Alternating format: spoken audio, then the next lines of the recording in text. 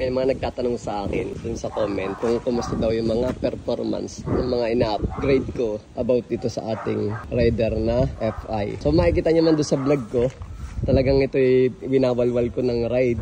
Sinusubukan ko kasi first time ko na gumamit ng Raider. Dito ko nasubukan na mas mabilis palang top speed nito kaysa aking Sniper. So ano na nga ba yung ating na-upgrade dito? At kamusta na yung mga performance base sa aking experience. So unang-una, itong aking TRC na side mirror. Siyempre side mirror lang naman yan. Ang maganda lang naman sa side mirror, kung hindi ba talaga siya magbabibrate kapag tumatakbo. So sa akin na mga experience, wala.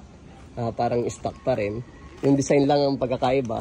Nagandahan nga lang nito, siyempre accessories to ng TRC. CNC na alloy ito. Ano pa ba ang ating na-upgrade? Siyempre nagpalit lang tayo ng gulong. At yung nagtatanong nga pala doon sa flat seat ko, ito, Batusay. Kay Boss Batusay ko yan pinagawa. Original pa din to ng upuan, tapos pinatabasan ko lang kasi nga umuusog lagi ako dito sa harapan pagka nagra-ride ako. Sa makina, wala pa akong na-upgrade. And then swing arm, nag-upgrade na ako. Ang napansin ko dito, may hirap lang siyang iliko pagdating sa banking. Kasi nga, plus 2, humaba ng 2 inches yan. Mga ganyan kahaba. So unlike dun sa stock na mas maliit yung clearance ng front end wheel, kaya mas madaling iliko. Kaya kung ikukumpara nyo mga boss, kung akong tatanungin nyo, dahil may sniper din naman ako, ayun, yung ating pangkarera. Pagdating sa bangkingan, talagang walang sinabi tong Raider na to. Mas maganda pa rin yung Sniper. Dahil sa body position at saka sa design ng frame, mas maganda sa bangkingan ang Sniper. Dito naman sa preno ko, alright, ayan, ang ating TRC. Ito ay 2-pot, may piston dito. Ibig sabihin ng 2-pot, dalawang piston. May piston dito at saka may piston dito. Ipipreno yan ganyan. Ang aking feedback dito ay napakaganda dahil natutuwa ako sa preno. Dahil pag nagpreno ka dito, hindi kasi nung malalim. Ang apak mo, pumakagat na agad.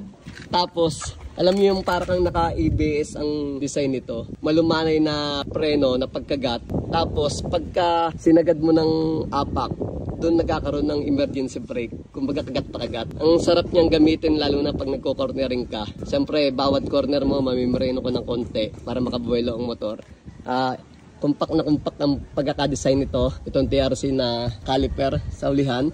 So ngayon, dahil nagandahan ako sa performance nito, bala ko nang mag-upgrade dito sa harapan ng 4-pot naman. 4. Dalawang piston sa dito, kagaya nito. Tapos sa kabila, dalawa din.